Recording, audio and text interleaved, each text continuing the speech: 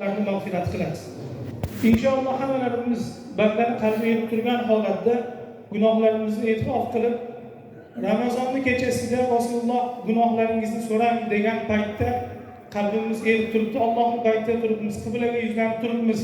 Inshaalloh gunohlarimizni o'tkazib tursak, Alloh taoloning o'zi hammamizni gunohimizni o'zi mag'firat qiladi inshaalloh. Payg'ambar alayhisolatu vassalomlardan Musa alayhisolatu vassalomni Alloh Qur'onda gunohlarni mag'firat qilganligini keltiradi. Eng ajablanarli jihati Musa alayhisalom bir donagina so'z aytganlar Allohga, bir dona so'z.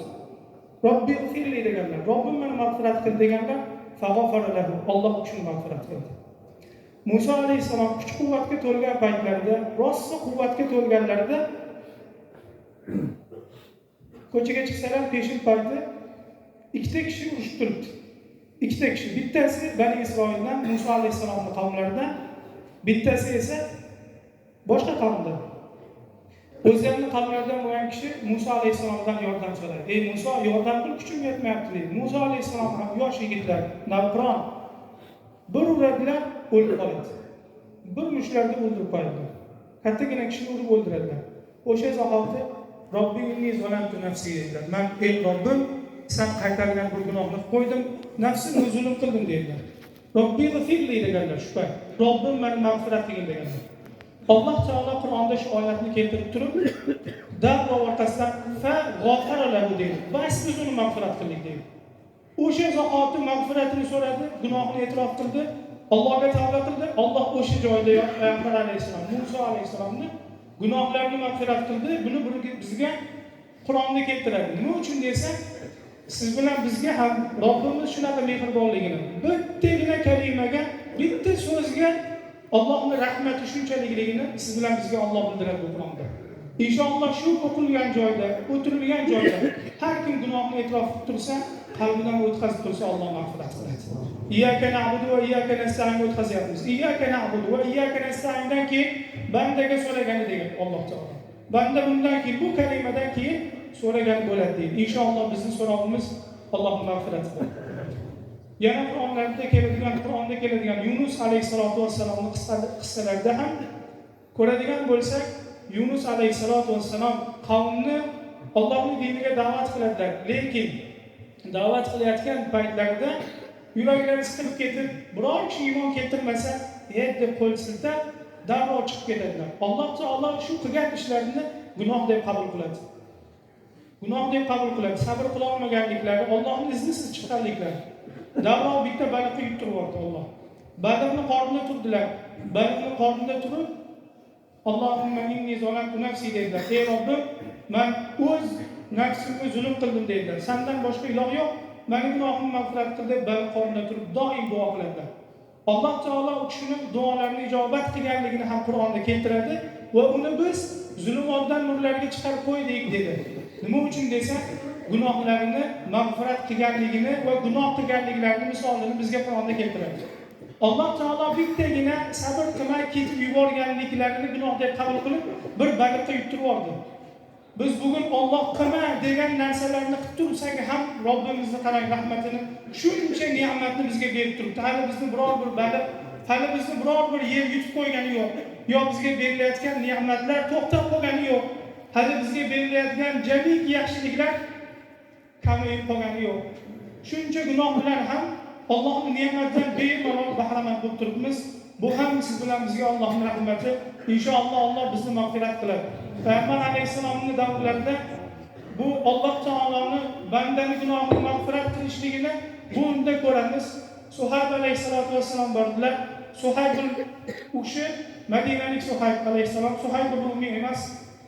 Suhayb alayhisalom Madinada yashardilar. O'ta kambag'al kishi bo'lganlar. Hech narsalari bo'lmagan kambag'al kishi.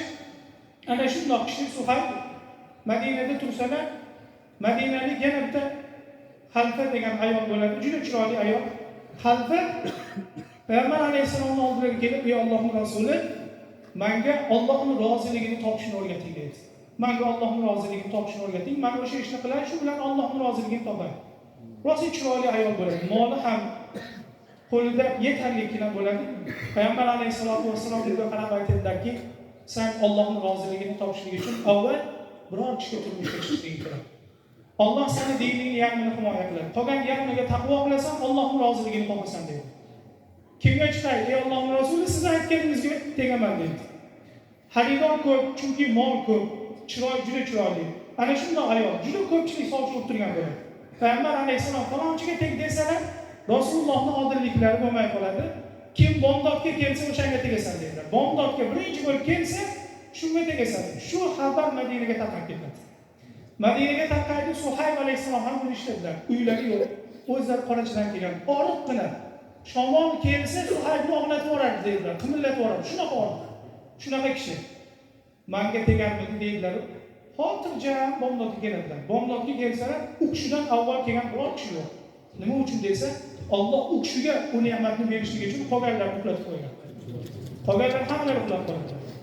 Payg'ambar alayhisalom qorachagina oriqqina hech vaqosi yo'q. Suhaybga xalifani nikohlab beradilar. O'zlarining nikohlarini o'qiydilar. Eng Madinani chiroyligi, eng Madinani boy ayoli. Payg'ambar alayhisalom nikoh qilganlarida mahrga biror narsa ber desalar, eshitmam yo'q dedilar. Xalifa ayollari o'sha zahot bitta tillarni berib, shuna qo'llariga hadya qilib berib, nikohdan oldin bizga hadya berdi. Falon joydagi bog', hovli, xizmatchilar hamma sizga hadya. Menga teng bo'lgan holatingizda nikohlaning, tijorat bo'lmaydi dedi. Hamma narsasini berib oladi.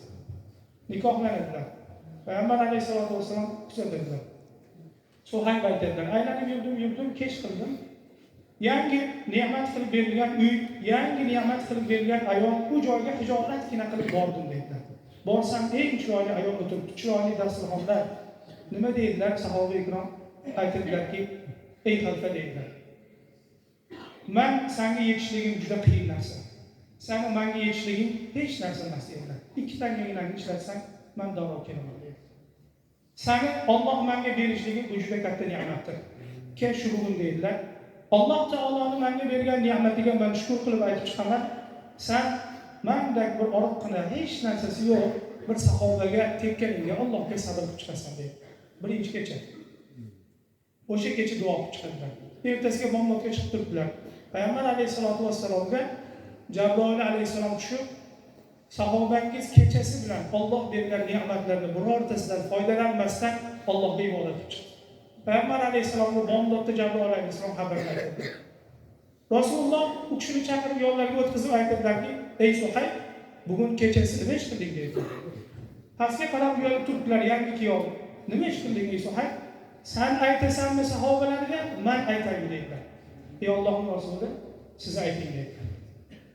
Bu Suhaybga Alloh Madinaning eng chiroyli ayolini ne'mat qilib bersa, Suhayb Robbisiga ibodat qilib chiqib kechasi bilan. Biror marta ayolidan foydalanmadi, bir marta yuziga qaramadi.